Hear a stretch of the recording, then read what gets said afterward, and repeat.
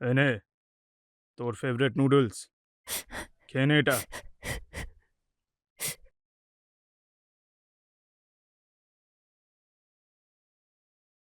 আমি মাম্মার কাছে যাব। শ্শ্, চুপচাপ খেয়ে নে, তারপরেই তোকে ছাড়বো। মুখ খোল।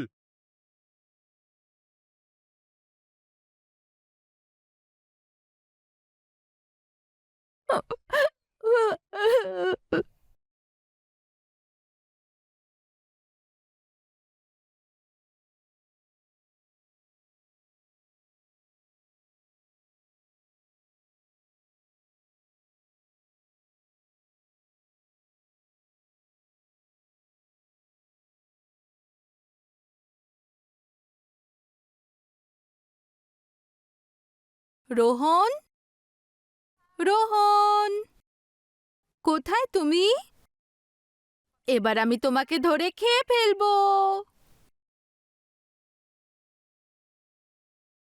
আমাকে তো তুমি খুঁজেই পাবে না মাম্মা। আচ্ছা, এক্ষুনি আসছি আমি, দাঁড়াও তুমি।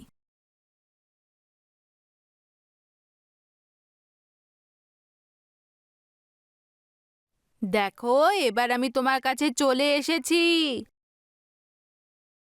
রোহন, এই ধরে ফেলেছি। এবার আমি খেয়ে ফেলবো আমার তোমাকে। কাতকুতু লাগছে মাম্মা, না। খেয়ে নি, খেয়ে নি, খেয়ে নি। চলো, এবার তাড়াতাড়ি তুমি ফ্রেশ হয়ে এসো, তারপর তোমাকে খেতে দেব। মাম্মা, আমি নুডলস খাবো। না সোনা, আজ নয়, আমরা ঠিক কাল খাবো। না মাম্মি, আমি নুডলসই চাই। আজ নয়, কিন্তু আজ তুমি আইসক্রিম অবশ্যই পাবে। আইসক্রিম? তাহলে আমি এক্ষুনি রেডি হয়ে আসছি। আরে সাবধানে।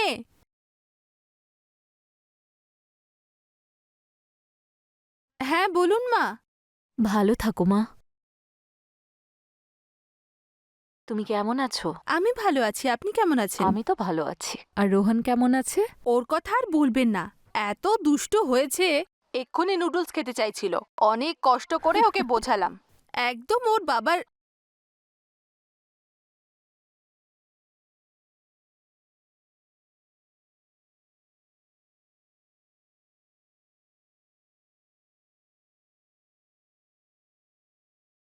আমি জানি মা, আমার ছেলে চলে গেছে, অনেক দিন হয়ে গেল, কিন্তু এখনো আমাদের মনে সেই একই দুঃখ আছে।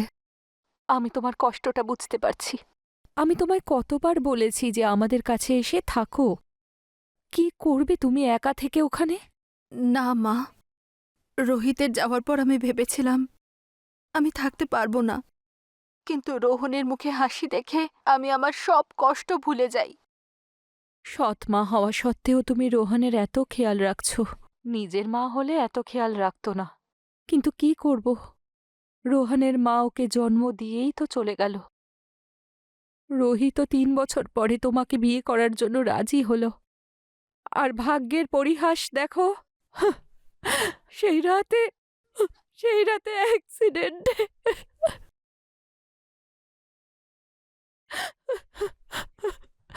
কিন্তু কিন্তু ভাগ্য ভালো যে রোহন বেঁচে গেছে। ওর ভরসাতেই তো আমরা বেঁচে আছি মা। যদি যদি ভগবান রোহিতের বদলে আমাকে তুলে নিত। না মা, আপনি কাঁদবেন না, আপনার শরীর খারাপ করবে। আপনি এবার নিজেকে সামলান। আচ্ছা, এখন ফোনটা রাখি, রোহনের খাওয়ার সময় হয়ে গেছে, না হলে আর খেতে চাইবে না। আপনি নিজের খেয়াল রাখবেন। ঠিক আছে মা, হ্যাঁ, এখন রাখছি, প্রণাম নেবেন। ভালো থেকো।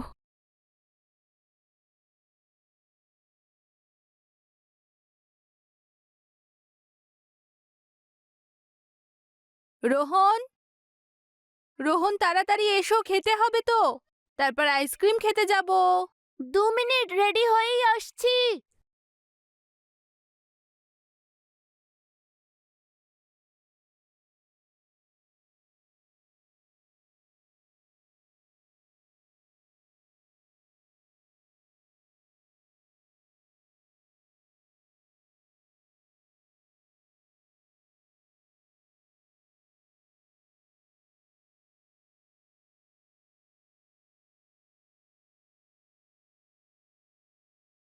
তুমি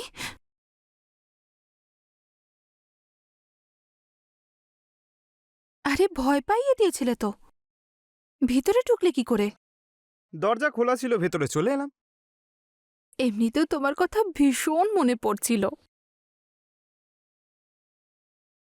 জানো, হুম? তোমার ভালোবাসার জন্য আমি ছটফট করছিলাম। আরে কন্ট্রোল, আমাদের একসঙ্গেই তো থাকতে হবে। এমনিতেও আর কোনো কাটা আমাদের মাঝখানে থাকবে না।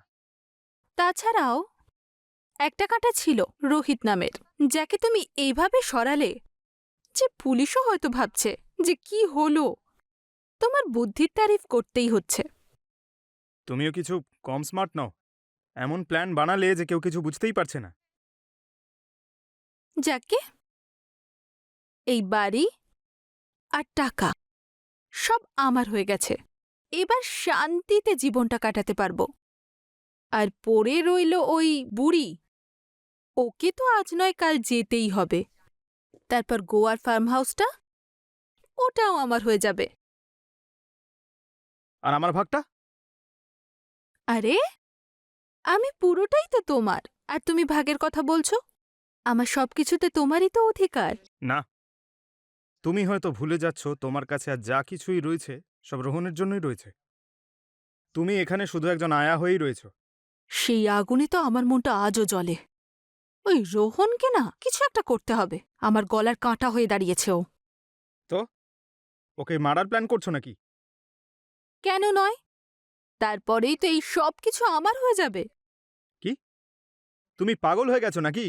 তুমি আমাকে ওকে রাস্তা থেকে সরাতে সাহায্য করবে, তারপর আমি এই বাড়িটা তোমার নামে লিখে দেব। না, এইবার আমি তোমার কোনো সাহায্য করব না। তুমি এটা ভাবতেই বা কি করে পারলে? ও ছোট বাচ্চা।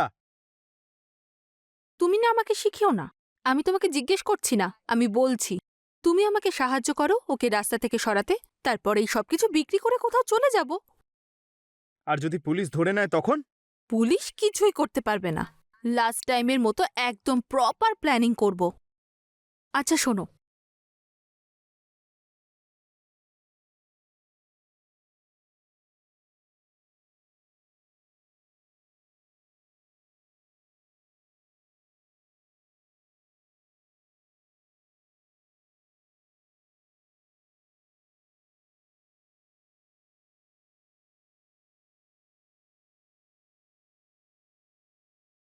বুঝতে পারলে?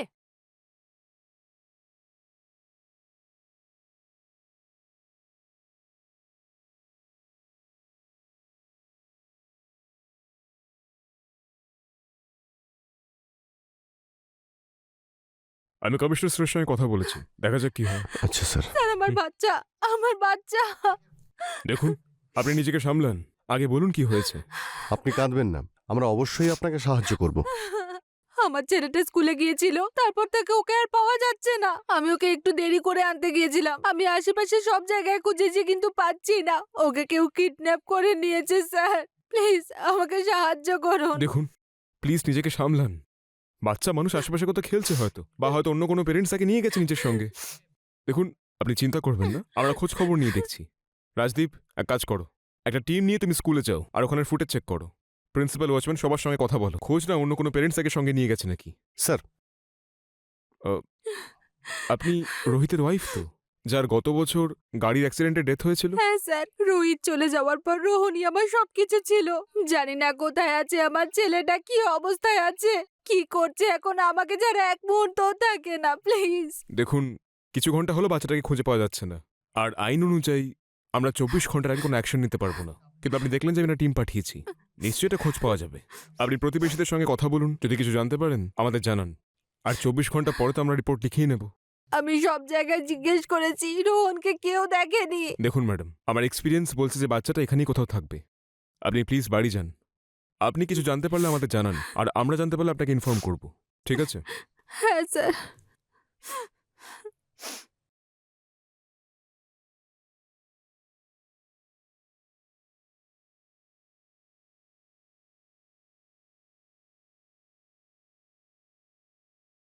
না মা, আমি সব জায়গায় দেখেছি, কিন্তু রোহনকে কোথাও পাচ্ছি না। আমি পৌঁছেও গিয়েছিলাম, আমি তো কিছু বুঝতেই পারছি না এখন কি করব। দেখো মা, তুমি সাহস হারিও না, রোহানকে ঠিক পেয়ে যাব। তুমি বললে আমি ওখানে চলে যাব। এমনিতেও আমার এখানে মন লাগছে না। না শুনুন মা, আপনি ওখানেই থাকুন।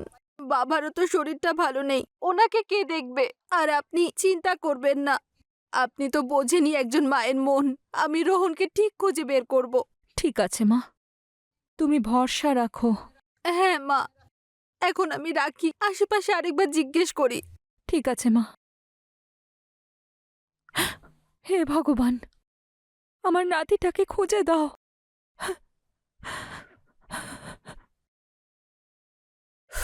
এই বুড়িটা তো আমাকে পাগল করে ছেড়ে দিচ্ছে।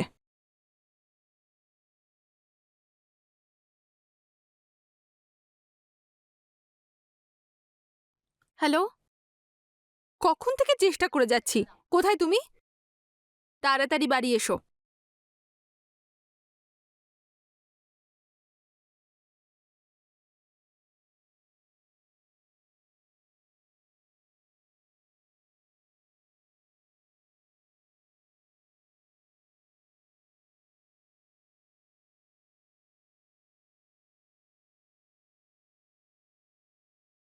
তোমার বুদ্ধি নেই না?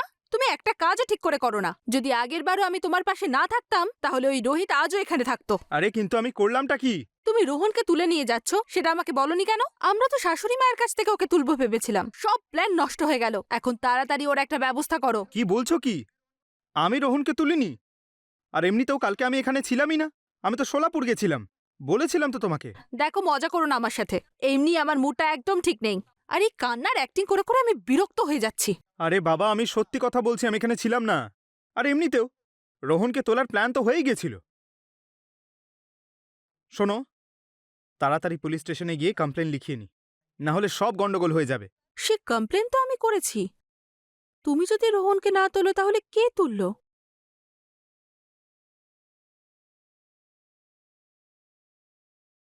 হ্যালো,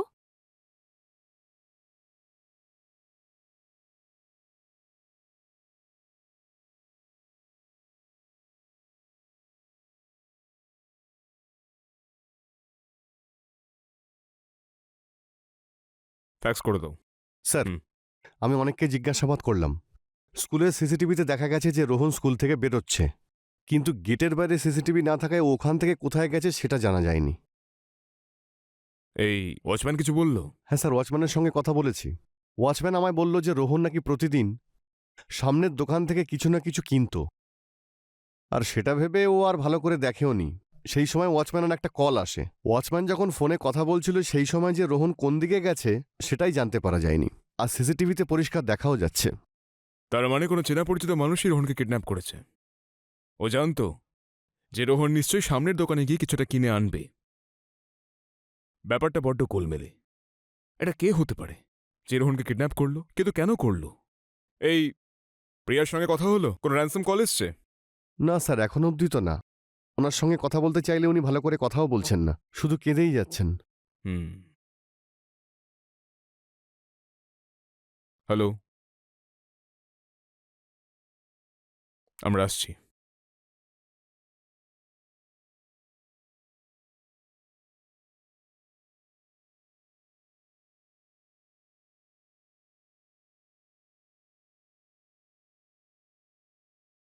এনে তোর ফেভারিট নুডলস, খেয়ে নে এটা।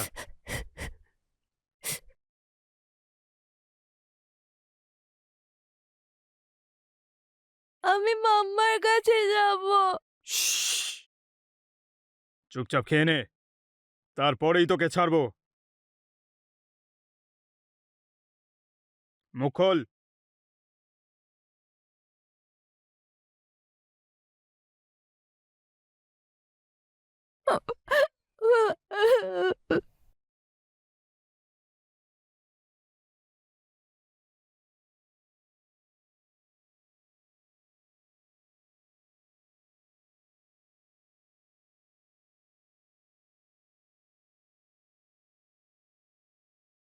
রাজদীপ, প্রিয়ার বাড়ি যাও, ওকে থানা নিয়ে এসো।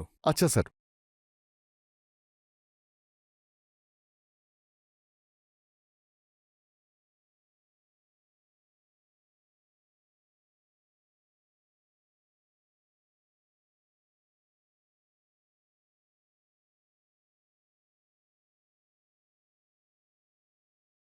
স্যার, আমার রোহনের কোনো খোঁজ পাওয়া গেল? হ্যাঁ, আপনাকে আমার সঙ্গে পুলিশ স্টেশনে যেতে হবে।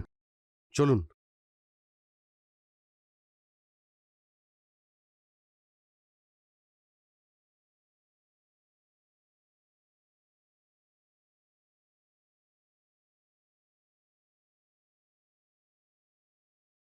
অফিসার, আপনারা এখানে আনলেন কেন? আর আমার ছেলে কোথায়? রোহন কোথায়? বলবো বলবো সব বলবো।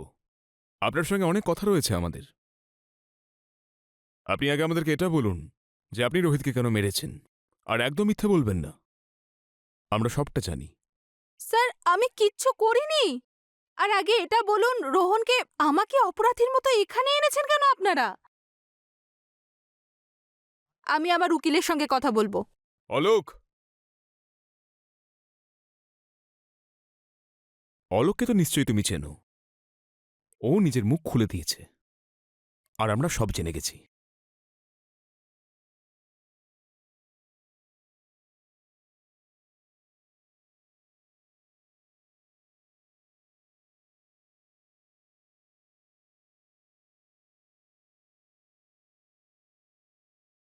ফোন করে এখানে ডাকলে কেন? স্যার, আমি জানি রোহন কোথায়, আর ওকে কে তুলেছে। কে তুলেছে? স্যার, আমিই তুলেছি রোহনকে। প্রিয়া বলেছিল বলে। আর তোমারই কথা আমি বিশ্বাস করব কেন যে তুমি সত্যি বলছো? স্যার, আপনাকে বিশ্বাস করতেই হবে। রোহন,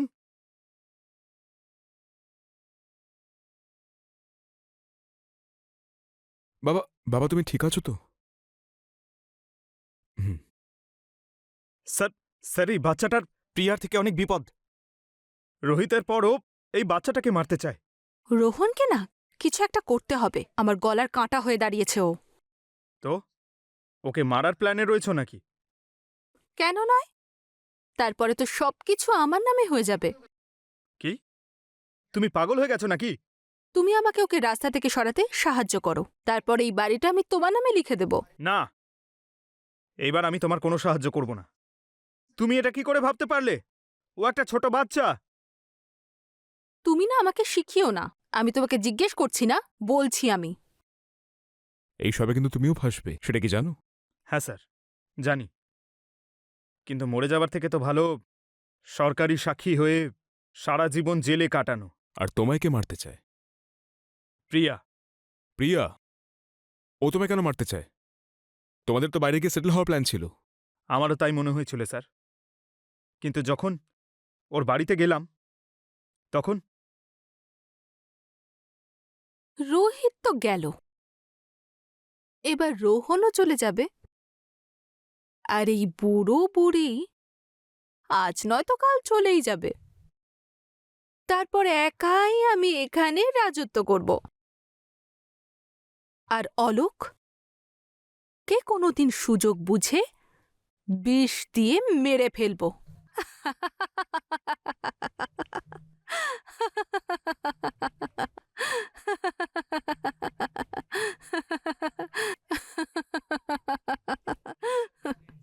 তুমি ঠিক করেছো যে রোহনকে আমার কাছে নিয়ে এসেছো। আর কি করতাম স্যার? ওর সঙ্গে থেকে থেকে আমিও মানুষ থেকে পশুতে পরিণত হয়েছি। আর আমি এখন চাই না যে আমি এই বাচ্চাটার প্রাণ নিই।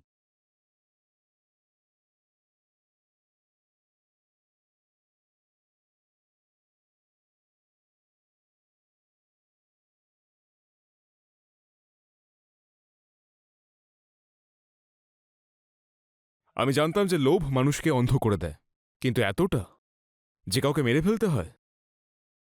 তোমার ফাঁসি হওয়া থেকে কেউ আটকাতে পারবে না। রোহনকে আমরা ওর ঠাকুরদা ঠাকুমার কাছে পাঠিয়ে দিয়েছি যাতে ও সুরক্ষিত থাকে, কিন্তু তোমাকে আমি ফাঁসির কাঠে ঝুলিয়ে ছাড়ব।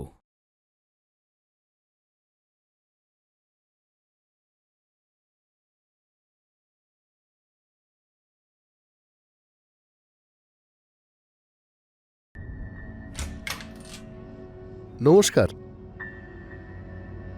মীনা দেবী কি আপনি?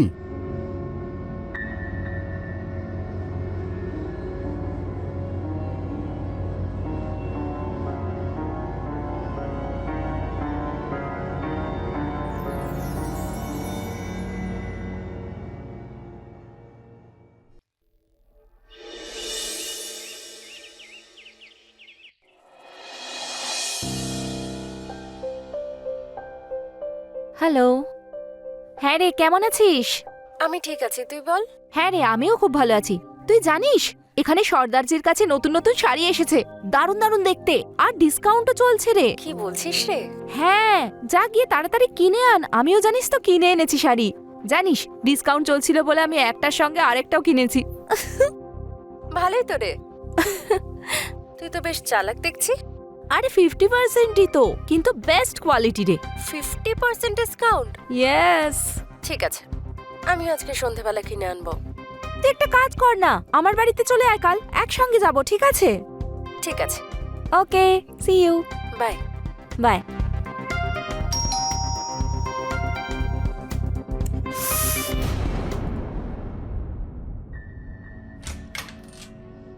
নমস্কার। মীনা দেবী কি আপনি?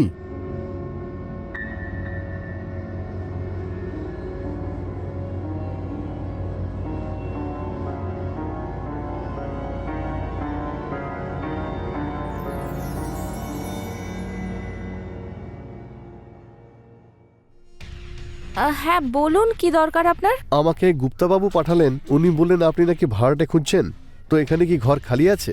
হ্যাঁ হ্যাঁ, আসুন না, আপনি ভেতরে আসুন। Thank you. আপনার বাড়িটা সত্যিই খুবই সুন্দর, আর তার থেকেও বেশি সুন্দর তো ভিতরের ঘরটা। Thank you so much.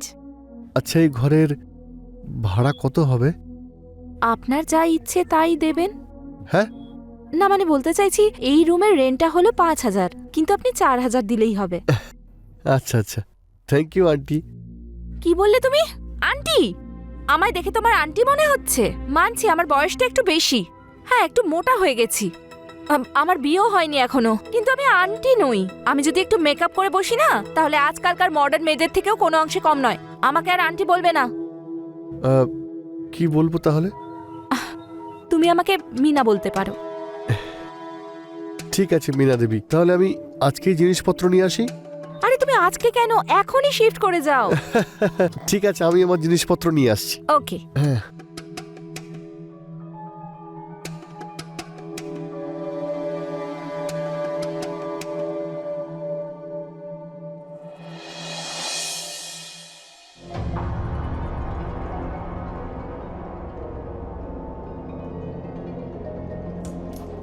আরে মীনা দেবী, আপনি কখন এলেন? আরে সরি। আসলে আমি তোমার জন্য চা এনেছিলাম, ভাবলাম হয়তো টায়ার্ড আছো। থ্যাংক ইউ মীনা দেবী, আপনি আমার জন্য এত কিছু করছেন।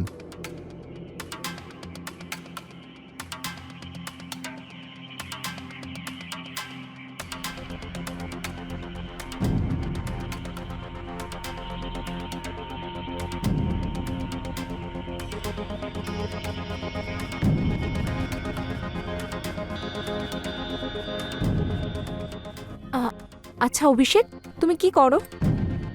মীনা দেবী, আপাতত আমি একজন অ্যাক্টর আর অ্যাক্টিংয়ে ট্রাই করছি, কিন্তু এখন খরচা চালানোর জন্য প্রাইভেট একটা কোম্পানিতে জব করছি। Oh good. হ্যাঁ। তবে তোমায় দেখতেও হিরোর মতোই, তোমার বডি এত স্লিম ফিট যে। Thank you so much Meena Debi. এক মিনিট। হ্যাঁ,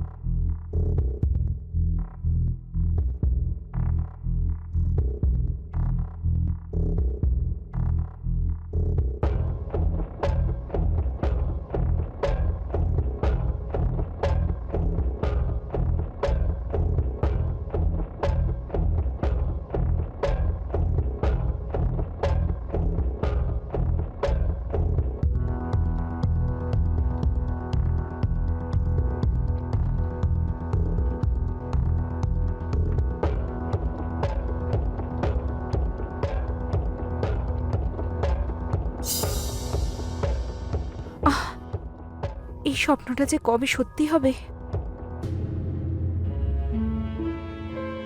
ওকে তো এক না একদিন আমি নিজের করেই ছাড়বো।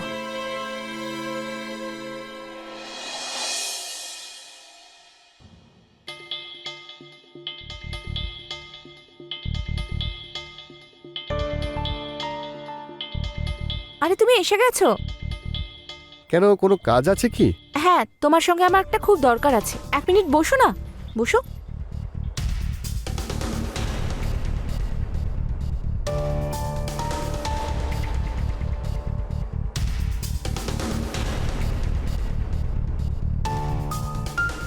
এই নাও স্পেশাল কফি, আমি তোমার জন্য বানিয়েছি। না মীনা দেবী, আজকে আমার কফি খেতে ইচ্ছেই করছে না। আরে ভালো লাগছে না মানে কি? আমি খুব ভালোবেসে তোমার জন্য বানিয়েছি। প্লিজ একবার ট্রাই তো করো। মীনা দেবী প্লিজ। প্লিজ একবার টেস্ট করে দেখো।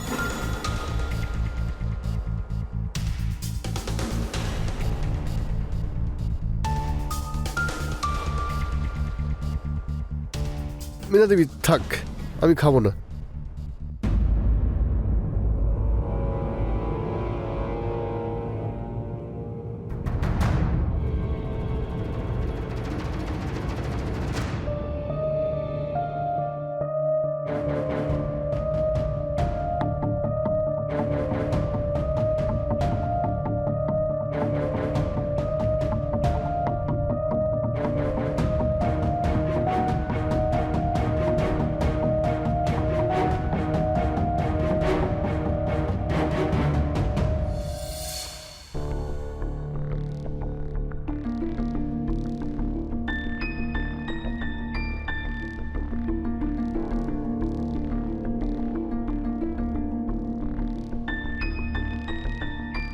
আরে অভিষেক, খুব চিন্তিত লাগছে, বসো।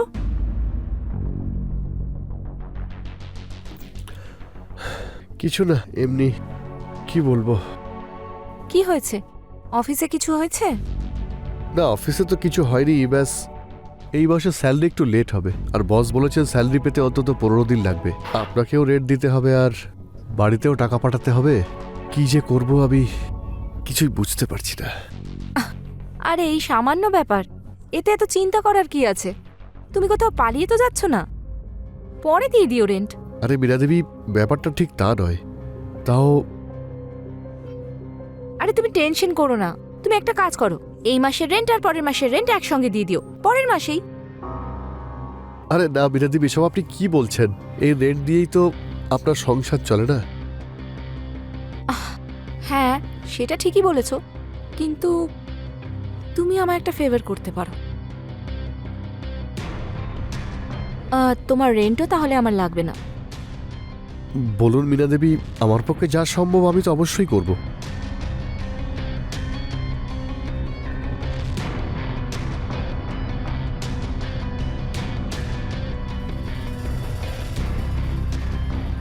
তোমায় আমার কিছু চাহিদা মিটিয়ে দিতে হবে, তাতে তোমারও লাভ হবে আর আমারও।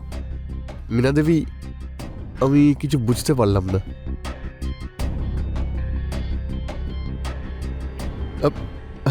মীনা দেবী, এসব একেবারে ঠিক নয়। আরে সব ঠিক, তুমি চিন্তা করো না, আমি সব সামলে নেব। মীনা দেবী, না।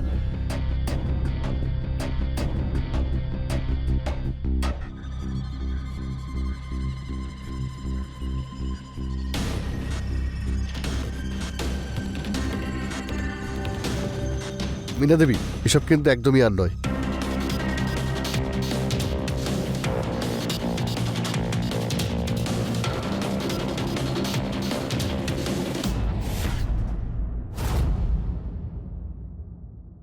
হ্যাঁ মা, আমি কালকেই টাকা পাঠাচ্ছি। হ্যাঁ, কালকের মধ্যে কিছু না কিছু জোগাড় হয়ে যাবে। ঠিক আছে, তুমি নিজের খেয়াল রেখো। আরে আপনি, আপনার কিছু লাগবে? না, তোমার মার সঙ্গে কথা বলছিলে? হ্যাঁ, আমার মা খুবই অসুস্থ, আর যতটাই আয় করি সবটাই খরচ হসপিটালে চলে যায়। এখন এটাই বুঝতে পারছি না কি করে ওনাকে টাকা দেবো আর আপনার ভাড়া কি করে দেবো। তুমি সেটা নিয়ে একদম চিন্তা করো না, এক না একদিন এরকম সময় সবারই আসে। আমারও এসেছিল যেদিন আমার স্বামীর ডেথ হয়েছিল। আমি খুব একা হয়ে গেছিলাম, কিন্তু আমি নিজেকে সামলেছি। আপনি চিন্তা করবেন না মীনা দেবী, আমি 2-4 দিনের মধ্যে অ্যারেঞ্জ করে আপনাকে ভাড়া দিয়ে দেবো। আরে না না, তুমি সেটা নিয়ে চিন্তা করো না, তুমি শুধু তোমার মায়ের চিকিৎসার জন্য টাকা পাঠিয়ে দাও, রেন্টটা এখন থাক। অভিষেক, তুমি খুব ভালো, তোমার কারোর ভালোবাসার প্রয়োজন নেই, কিন্তু তবুও আমি তোমাকে খুব ভালোবাসি। মীনা দেবী, আমরা দুজন একে অপরের চাহিদা মেটাতে পারি অভিষেক। মীনা দেবী, আপনি এসব কি করছেন? অভিষেক কিচ্ছু ভুল করছি না, বোঝো।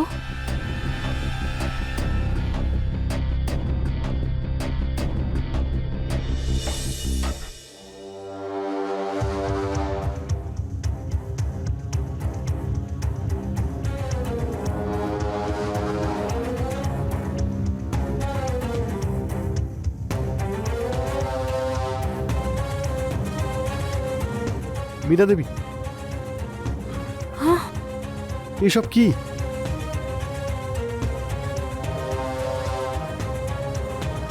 কাল রাতে যা ঘটেছে সেটা ভুলে গেলে নাকি? কাল রাতের ঘটনার কাছে তো এটা কিছুই না। আমি ভুল করে ফেলেছি। এরপর থেকে এরকম আর কিছুই করব না। কিছুই ভুল হয়নি, যা হয়েছে আমাদের দুজনের ইচ্ছেতে হয়েছে, আর তাতে আমি খুব খুশি হয়েছি। আশা করব যে তুমি এর পরেও আমাকে এভাবেই খুশি করবে, আর আমি তোমার রেন্টটা মাফ করে দেব। এরপর থেকে এরকম আর কিছুই হবে না।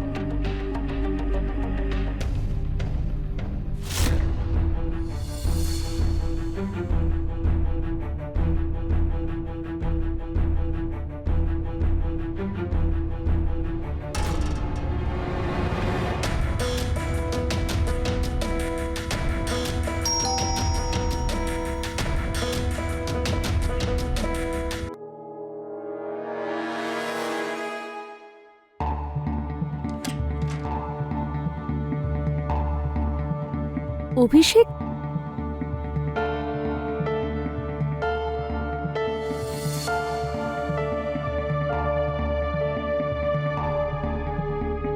Yes. Hi sir, I am Rosie, আপনার new intern. Oh yes yes, come come. ওকে।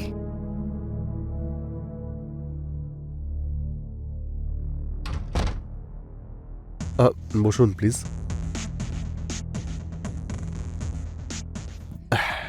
আর সবকিছু ভালো তো? হ্যাঁ। দেখো, তোমাকে এখানে রোজ 15 দিন ট্রেনিংয়ে আসতে হবে। আর তুমি জানো আমার অফিসে আমার কত কাজ থাকে, তাই বাইরে শেখানোর কোনো সুযোগই পাবো না। তাই তোমাকে রোজ এই সময় আমার বাড়িতে আসতে হবে। আমি তোমাকে সব কিছু শিখিয়ে দেবো। ওকে? Okay sir. স্যার নয়, শুধু অভিষেক। ওকে অভিষেক। চা বা কফি? কফি। ওকে, এক্ষুনি নিয়ে আসছি।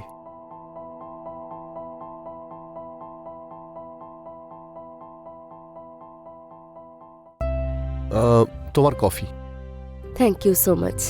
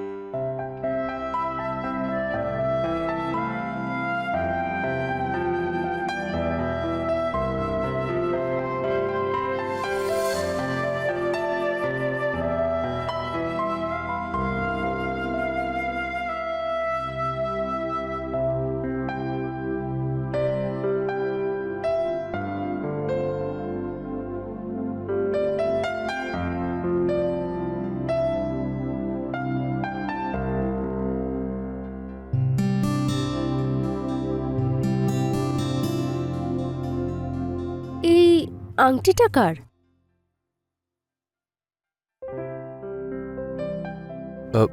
রোজি, হুম। আমি অনেকদিন থেকে তোমায় একটা কথা বলতে চাই, তবে তুমি যদি পারমিশন দাও তো আমি কি বলতে পারি? অফকোর্স, বলো। রোজি, হুম। You marry me? Mary?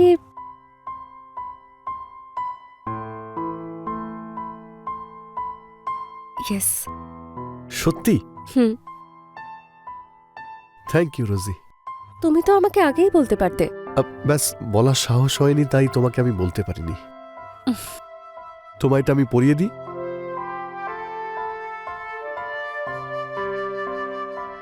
Thank you. অভিষেক, এটা তুমি আমার সঙ্গে ভালো করলে না। তোমাকে এর ফল ভোগ করতেই হবে।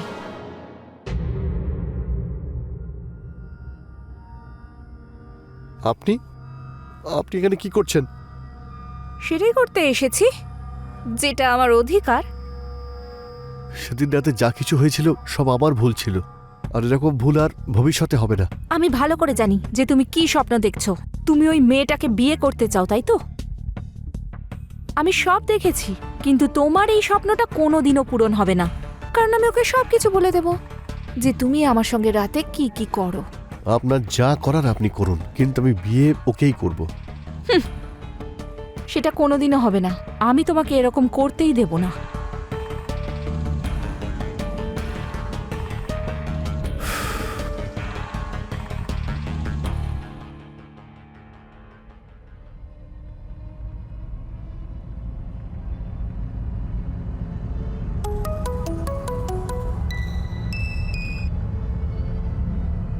হ্যালো। তুমি রোজই বলছো তো? হ্যাঁ, আপনি কে? সেসব ছাড়ো, আর আমার কথা মন দিয়ে শোনো। যে ছেলেটার জন্য তুমি পাগল হয়ে রয়েছো, ও না 1 নম্বরের ঠকবাজ। ওর নিজের ওনারের সঙ্গে অবৈধ সম্পর্ক আছে। আর হ্যাঁ, আর দুজনে একসঙ্গে রাতে ঘুমোয়। তাই যে কোনো সিদ্ধান্ত নেওয়ার আগে একবার ভালো করে ভেবে নিও, ঠিক আছে?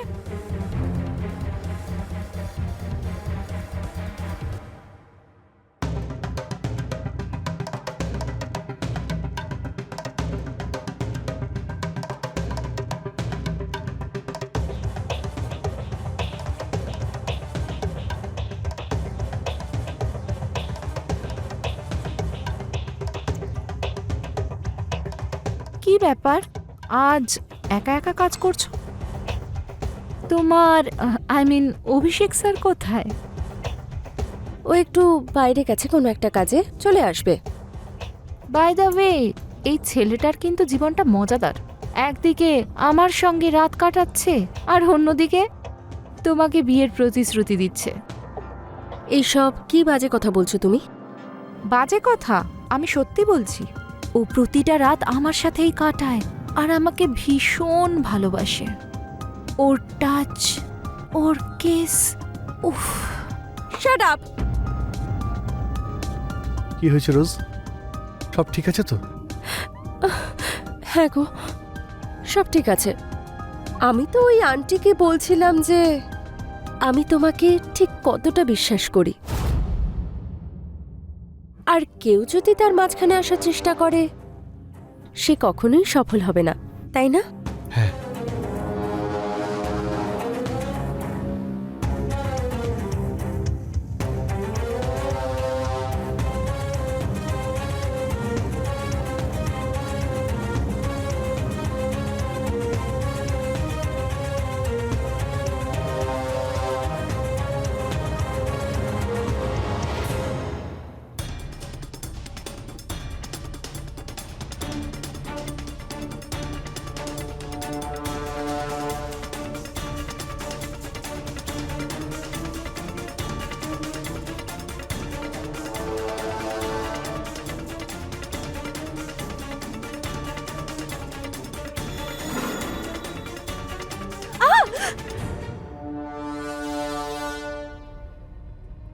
আমি আগেই ভেবেছিলাম তুমি এরকম কিছু একটা করবে, তাই আমি পুলিশকে ডেকে এনেছি।